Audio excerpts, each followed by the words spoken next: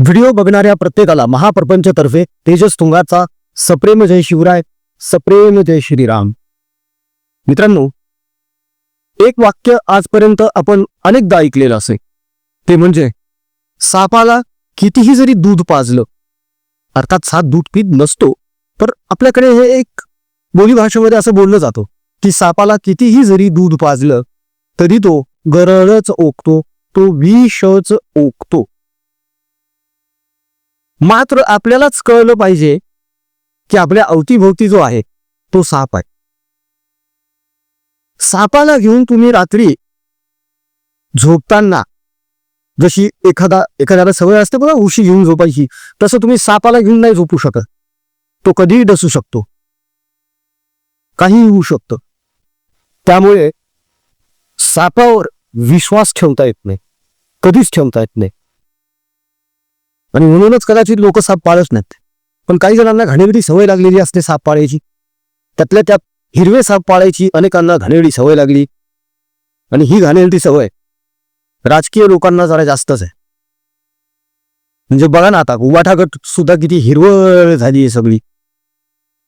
खुदा का नेक बंदा हे गाणं, म्हणजे बाळासाहेब ठाकरे होते तेव्हा ते एक गाणं होतं, भगवे आमचे रक्त तप्त हिंदगी बाणा, जात गोत्र आणि धर्म आमचा शिवसेना शिवसेना शिवसेना, ते होतं. आता कोणतं गाणं वाजलं महानगरपालिकेच्या निवडणुकीत? खुदा का नेक बंदा जनाब उद्धव ठाकरे. झाली हिरवळ सगळी. पण ही हिरवळ अंगलट येत असते. इतिहासामध्ये याचे अनेक दाखले आहेत, इतिहासामध्ये याची अनेक उदाहरणं आहेत की सापाला कितीही दूध पाजा तो डसणारच आहे. मुंबईमध्ये काय सांग, आतापर्यंत जितेंद्र आव्हाड यांनी काय केलेलं आहे? फक्त शांतिदूतांचं लांगुल चालन, दुसरं काहीही नाही. अफजल खान किती ग्रेट, शिवाजी हे असे बारके छोटेसे, अफजल खानाची मगरमिठी किती खतरनाक, औरंगजेब आलमगीर हा सज्जन होता, इथपर्यंत यांची मदन गेलेली आहे. मराठे पानिपतात हरले, छत्रपती शिवाजी महाराजांनी सुरत लुटली. ऍक्च्युली ती लुटली नाहीये, रीतसर पत्र पाठवलेलं होतं सुरतेला की तुमची चौथाई बाकी आहे, चुपचाप द्या, नाही तर मी येतो आणि घेऊन जातो. त्यांनी नाही पाठवली. महाराज चिडले, महाराज गेले, चौथाई घेतली आणि परत आले. महाराजांनी तिथल्या जनतेला हात नाही लावला. मुघलांनी, निजामाने, आदिलशहाने महाराष्ट्रामध्ये जसा धुडगूस घातला होता, गावाच्या गावं लुटली होती, जाळली होती, कत्तली गेल्या होत्या महाराष्ट्रातल्या जनतेच्या, माता भगिनींच्या, लेकरांच्या, बांधवांच्या, तसं महाराजांनी नाही केलं. त्याच्यामुळे महाराजांनी सुरत लुटली असं जे कोणी म्हणतात त्यांनी पुन्हा एकदा इतिहासाचं वाचन करावं. चला परत एकदा इतिहासावरच येऊया आपण. विषय सापांचा चालू आहे. असे अनेक विषारी साप आणि नाल पोसायची आणि पाळायची हौस मुंबऱ्याच्या जितुद्दीन आव्हाड यांना पहिल्यापासूनच आहे. मात्र आता बॅकफायर झालेलं आहे. साधारण एक 6-8 महिन्यांपूर्वी मुंबऱ्यातलाच एक मुस्लिम युवक आहे, त्याने जितेंद्र आव्हाड यांची एक मुलाखत घेतली होती. त्यांची त्या मुलाखतीमध्ये फाड फाडून ठेवली होती. शेवटी जितेंद्र आव्हाड यांना हात जोडून त्याला बोलावं लागलं, अरे भाई बस कर. या अगोदर विधानसभा निवडणुकीच्या प्रचारामध्ये तिथल्याच काही स्थानिक शांतिदूतांनी आव्हाडांना विरोध केलेला आहे. आणि आता तर कैसा हराया असं म्हणत युनुस शेख यांची कन्या, MIMची नवनियुक्त नगरसेविका सहर शेख हिने आव्हाडांची टर्म उडवलेली आहे. आणि नुसती टर्म उडवलेली नाहीये, तर सरळ सरळ ओपन चॅलेंज केलेलं आहे, जे फक्त आव्हाडांपुरतं मर्यादित नाहीये, ते सगळ्यांसाठीच आहे. तर चॅलेंज असं आहे त्या सहर शेखचं कि अगली बार तो पूरा मुंबरा हरा कर देंगे. त्या विधानावर आपण नंतर येऊया. अगोदर युनुस शेख हे कोण आहे हे जाणून घेऊया आपण. युनुस शेख हे जितेंद्र आव्हाड यांचे गेल्या 22-25 वर्षांपासूनचे मित्र आहेत. आव्हाड या युनुस शेख यांच्याच नावाने लोकांना धमक्या द्यायचे, दमदाटी करायचे या युनुस शेखच्या नावाने. आव्हाडांच्या मुंबऱ्यातल्या प्रचाराची धुरा गेली 20 वर्ष हे युनुस शेख वाहत होते. पण झालं काय, आता महानगरपालिकेच्या निवडणुका लागल्या आणि युनुस शेख यांची कन्या सेहर शेख हिला राष्ट्रवादी काँग्रेस तुतारीतर्फे म्हणजेच शरदचंद्र पवार साहेबांतर्फे तिकीट पाहिजे होतं, जे जितेंद्र आव्हाड यांच्या हातात होतं देणं, पण आव्हाडांनी ते दिलं नाही. याचाच राग युनुस शेख यांना आला आणि युनुस शेख यांनी त्यांच्या मुलीला MIM तर्फे म्हणजेच OIC तर्फे तिकीट मिळवून दिलं आणि आव्हाडांनी जी महिला उभी केली होती उमेदवार म्हणून त्यांच्या तुतारीतर्फे तिच्या विरोधात उभं केलं. जोरदार प्रचार झाला आणि सेहर शेख जिंकून आली. जिंकून आल्यानंतर भाषण करताना पहिल्याच भाषणामध्ये ती व्हायरल झाली, कैसा हराया. त्यानंतर तिचे वडील युनुस शेख हे भाषणाला उभे राहिले आणि त्यांनी आव्हाडांना छाप झापलं. अक्षरशः माझ्या नादाला जर लागला तर तुझा पतंग करेन असं ते बोलले. हाणामारीची सुद्धा भाषा वापरली युनुस शेख यांनी. मात्र त्याला आव्हाडांनी काहीही प्रत्युत्तर दिलेलं नाही.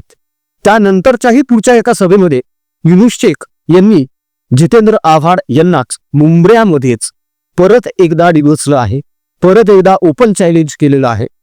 नेमकं युनुस शेख काय बोललेले आहे आणि ते चॅलेंज काय आहे, ती भाषा काय आहे, हे एकदा आवर्जून बघा, लक्षात घ्या, म्हणजे मग तुम्हाला कळेल की सापाचं उदाहरण आम्ही का दिलं होतं. बघा. जिसने मेरे बोलने पे तेरी तुतारी की मुतारी बना दी.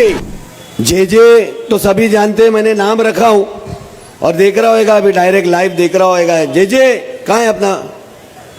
हेलो, तेरे को महाराष्ट्र में फेमस कर दिया और अल्लाह ताला ने मेरी बेटी को हिजाब वाली बेटी बोल के पूरे इंडिया में फेमस कर दिया. अभी एक वार्निंग देता हूं, फ्यूचर में कभी कोई लड़की के मुस्तकबिल के साथ नहीं खेलना, नहीं तो ये हमारी अवाम एक होकर कैसा विकेट गिराती, चाहे वो हिंदू हो, मुस्लिम हो, सिख हो, ईसाई हो, बेटी सबकी बेटी होती है. बेटी का नाद नहीं तो तेरे नाद से पतंग उड़ाऊंगा. मुश्किल है वो, मैं लास्ट टाइम बोला था वही होने वाला है. वो पाट करके पिछवाड़े पे लात जब जाएगा मंत्री पद मारने के लिए तो मेरे नाद को लगा, तेरे नाद से पतंग उड़ाऊंगा. याद रख, सुबह आऊंगा तो सोते रहेगा, कैसा पतंग उड़ा के जाऊंगा तेरे को मालूम भी नहीं पड़ेगा. आगे कुछ हरकत करने के लिए सोचना भी नहीं, समझा. वो जितने अभी इतने साल से तू लेके घूम रहा है ना, वो सब पांडु लोग है, समझा. इधर शेर लोग है, ये पूरा पैनल तेरे खिलाफ है. जरा भी इधर आके किया ना तो काई काई की बारिश होगी ना. अल्लाह की कसम बोलता हूं, तुम्हें को जानता है ना, मेरे नाम से दूसरे को कैसा डराता था पत्रकार लोग को. इसके जैसा झूठा वादा नहीं कि अपना चमड़ा निकालूंगा और तुमको जूता पहनाऊंगा और बाद में पैर पे पैर रख के बैठ के लोग मौलाना लोग के सामने बैठता है. बहुत बर्दाश्त किया. खाली मेरे को अभी दिखे इधर वार्ड के अंदर ना, फिर इसको मैं बताता चमड़ा कैसा निकालने का, जूता कैसा बनाने का. इंशाल्लाह जरूर दिखाऊंगा इसको. भाई को फोन किया, हाँ मेरा भाई खड़ा है इधर, या मौजम इधर आओ. ये मौजम को डरा रहा है. बे हम लोग किसके बाप से नहीं डरते. आइंदा फोन करेगा कंप्लेंट डाल दूंगा, याद रखना. डराया ना तेरे को फोन पे. हाँ जो भी है ये अभी नहीं करना. जे तेरे को खुश होना चाहिए. तेरे को एक नाम दिया हूं माशाल्लाह, हर रील में तेरा जे जे. हम लोग जहां जाते हैं पब्लिक बोलती है जे. एक बार सब लोग बोलो जे. अब तो है झूठा जितेंद्र फेमस हो गया है, जिसने मेरे बोलने पे तेरी तुतारी की मुतारी बना दी. जय हिंद, जय महाराष्ट्र, अल्लाह हाफिज. जितेंद्र आव्हाड मुंबऱ्याला स्वतःचा गड समजतात, मात्र त्यांच्या या गडातच सुरुंग लागलेला आहे. आणि तो असा लागलेला आहे आता की यांनी जी माणसं पोचलेली होती तीच माणसं आता यांच्यावर उलटायला लागलेली आहेत. या अगोदर अशाच एका शांतिदूत पत्रकाराने आव्हाडांची अशीच रस्त्यावर जिरवली होती. भर रस्त्यात चौकात मुंबऱ्यामध्येच. आता युनुस शेख आहेत. या अगोदर सुद्धा निवडणूक प्रचारादरम्यान तिकडचेच काही शांतिदूत आव्हाडांवर चिडलेले होते आणि आव्हाडांना तोल झोडून घ्यायची वेळ आलेली होती. जैसी करणी वैसी भरणी आहे बाबा. तुम्ही जे पेरान तेच उगवणार आहे आणि जे उगवलंय तेच कापून खायचे. दुसरं काय, नियतीचा फेरा यालाच म्हणतात ना. पुढच्या वेळेसची विधानसभेची निवडणूक आव्हाडांना जड जाणार आहे. त्याचं कारण असं आहे, MIM तर्फे मुंबऱ्यातून एकटी सेहरशेख नाही निवडून आलेली, तिच्या सोबत अजून आले 2-4 जण आलेले. म्हणजे विचार करा तुम्ही, आव्हाडांना हे किती मोठं चॅलेंज निर्माण झालंय आता. आणि कोणाकडून, तर त्याच लोकांकडून ज्यांची दाढी गुरवाळण्यात आणि हांजी करण्यात आतापर्यंत यांचं आयुष्य गेले. राजकारण करायचं हे फक्त त्याच लोकांसाठी करायचं, हे जे आव्हाडांनी स्वतःच्या डोक्यामध्ये फिट्ट बसवून घेतलेलं होतं ना, ते आता त्यांच्यावर बॅकफायर होते. आणि हे युनुस शेख यांच्यासारखे अनेक जण आहेत जे आव्हाडांवर मुंबऱ्यामध्ये संतापले देत. आणि आव्हाड या गोष्टींना कुठलंही प्रत्युत्तर देत नाहीयेत. इवन यांच्या समोर सुद्धा जात नाहीये. त्याचं कारण आहे, युनुस शेख म्हणजे काही अनंत कर्मुसे नाहीये, हे लक्षात आलेलं आहे आव्हाडांच्या. आणि ते मुंबरा आहे, त्यांच्या एका हाकेवर 100 लोक 2 मिनिटात जमा होता. आव्हाडांनी आता कितीही हिंदूंना साथ घातली तरी किती जण त्यांच्या पाठीशी उभे राहतील, हे खूप मोठं प्रश्नचिन्ह आहे आता. आणि याची कदाचित आव्हाडांना जाणीव असावी, म्हणूनच आव्हाड युनुस शेख आणि सेहर शेख या पिता पुत्रीच्या जोडीला अजिबातच प्रत्युत्तर देत नाहीये. अनेक पत्रकार त्यांच्यापर्यंत पोहोचण्याचा प्रयत्न करत होते, फोन करत होते. आव्हाडांनी फोनच उचलले नाहीत. आव्हाड बोललेच नाहीत. आव्हाडांची यावर काहीच प्रतिक्रिया नाही. विचार करा, जो माणूस तावाने इतर वेळी बोलत असतो, आपल्यापेक्षा कोणी मोठा आहे का, कोणी बाबा कर्तृत्ववान आहे का, याचा मुलाहिजा न ठेवता आव्हाड वाटेल त्या भाषेमध्ये समोरच्याशी बोलतात. इथे शेपूट घातली आणि ती पण मुंबऱ्या. नियतीचा फेरा म्हणतात याला. अर्थात राजकारण आहे, हे तर आरोप प्रत्यारोप चालूच राहणार आहे. मात्र आता नकळतपणे युनुस शेख यांच्या मागे ओवेसी यांची ताकद उभी राहिलेली आहे. आणि या युनुस शेखला आणि त्यांच्यासारख्या अनेकांना आता आव्हाडांची गरज उरलेली नाहीये. हे यांच्या भाषणांवरून, बोलण्यांवरून, यांच्या प्रतिक्रियांवरून स्पष्ट जाणवतं. त्यामुळे इथून पुढे आव्हाडांच्या अडचणीमध्ये जर वाढ झाली तर नवल वाटण्याचं काहीच कारण नाहीये मित्रांनो. त्यात आश्चर्य वाटण्यासारखं काहीच नाहीये. त्याचं कारण असं आहे की नकोच्या लोकांवर जर तुम्ही नको तितका विश्वास जर ठेवला तर बॅकफायर तर होणारच आहे. बॅकफायर होणार. समजा सेहर शेखला जितेंद्र आव्हाड यांनी तिकीट दिलं असते, काय फरक पडला असता? उलट एक नगरसेवक वाढला असता ना. पण काय, युनुस शेख बऱ्याच वर्षांपूर्वीचा मित्र, त्याच्याकडे मागणी करता येत नसे पैशांची, म्हणून कदाचित असं आडमार्गानं दुसऱ्याला तिकीट आव्हाडांना द्यावं लागलं असेल. कारण आम्हाला नाही वाटत की अशा लोकल बॉडीच्या निवडणुकीच्या याच्यामध्ये पवार साहेब तिकीट वाटप करतील किंवा पवार साहेब तिकीट वाटपासाठी इंटरेस्ट घेतील.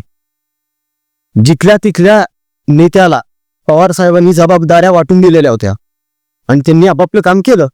अर्थात पवारांचा पक्षच भुईसपाट झालाय या पूर्ण महानगरपालिकेच्या 29च्या 29 महानगरपालिकाच्या निवडणुकीमध्ये. त्यामुळे मुंबऱ्यामध्ये हे हरले ही काही फार मोठी आश्चर्याची गोष्ट अजिबातच नाहीये मित्रांनो.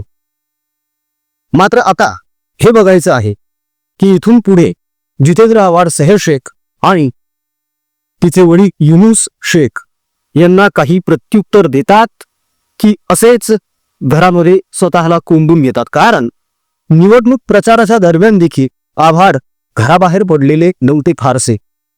ते घरातच बसून होते, प्रचारच केलेला नाहीये प्रॉपर. हे सुद्धा एक कारण असू शकतं.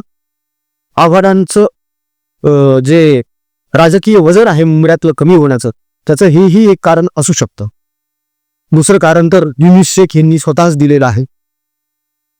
इथून पुढे आव्हाडांच्या राजकीय कारकिर्दीमध्ये मुंबऱ्यामध्ये आव्हानं मोठी मोठी उभी राहणार आहेत. यात मात्र आता तिला मात्र शंका उरलेली नाहीये. मित्रांनो, यावर तुमचं काय मत आहे कमेंटमध्ये आम्हाला नक्की कळवा. आमचा कमेंट बॉक्स तुमच्या प्रतिक्रियांसाठी आतुरतेने वाट बघत असतो. जाता जाता कळकळीचं आवाहन आहे, विनंती आहे मित्रांनो, छत्रपती संभाजीनगर येथील जे गव्हर्नमेंट कॅन्सर हॉस्पिटल आहे, जिथे काही गरजू रुग्ण आहे, जे कर्करोगग्रस्त आहे, त्यांच्या औषधांची सोय, त्यांच्या उपचारांची सोय, शिवाय त्यांना लागणाऱ्या गरजेच्या वस्तू, सोबतच त्यांच्यासोबत जे नातेवाईक आलेले असतात, ज्यांच्याकडे खायला पैसे नाहीये, अशांसाठी अन्नदानाची सोय आपण करत आलेलो आहोत, इथून पुढेही करणार आहोत. या सत्कर्मामध्ये तुम्ही सहभागी व्हावं असं आम्ही तुम्हाला आवाहन करतो. सोबतच मराठवाड्यातील काही शेतकरी आहेत ज्यांच्याकडे हलाखीची परिस्थिती आहे, त्यांच्या लेकरांच्या शिक्षणाचा प्रॉब्लेम झालाय. मध्यंतरी ज्याप्रमाणे आपण 131 कुटुंबांना अन्नाचं जिन्नस वाटलेलं होतं, किट वाटलेले होते, तसेच किट परत एकदा आपल्याला वाटायचे आहे. तेव्हा ज्याला ज्याला जे जे शक्य आहे ते दिल्या गेलेल्या जीपे फोनपे क्रमांकावर प्रभू श्रीरामाचं नाव घेऊन योगदान सहकार्य निधी नक्की द्या. त्याचा स्क्रीनशॉट काढा, व्हॉट्सअपवर पाठवा, म्हणजे त्याची रीतसर डिजिटल पावती बनवून ती आम्हाला तुमच्यापर्यंत पोहोचवता येईल. मित्रांनो, अपेक्षा आहे की नेहमीप्रमाणेच इथून पुढे ही तुमची अशीच साथ लावेल आणि प्रभू श्रीरामाचे आशीर्वाद आपल्या सगळ्यांवर असेच कायम राहतील. आजचा व्हिडिओ तिथेच थांबतो, रजा घेतो. जय हिंद, जय महाराष्ट्र, वंदे मातरम, जय शिवराय, जय शंभूराजे, जय भवानी, जय जगदंब, भारत माता की जय. जय श्रीराम. रघुपति राघव राजा राम, पतित पावन सीताराम. रघुपति राघव राजा राम, पतित पावन सीताराम. रघुपति राघव राजा राम, पतित पावन सीताराम. सुंदर विग्रह मेघश्याम, गंगा तुलसी शालिग्राम.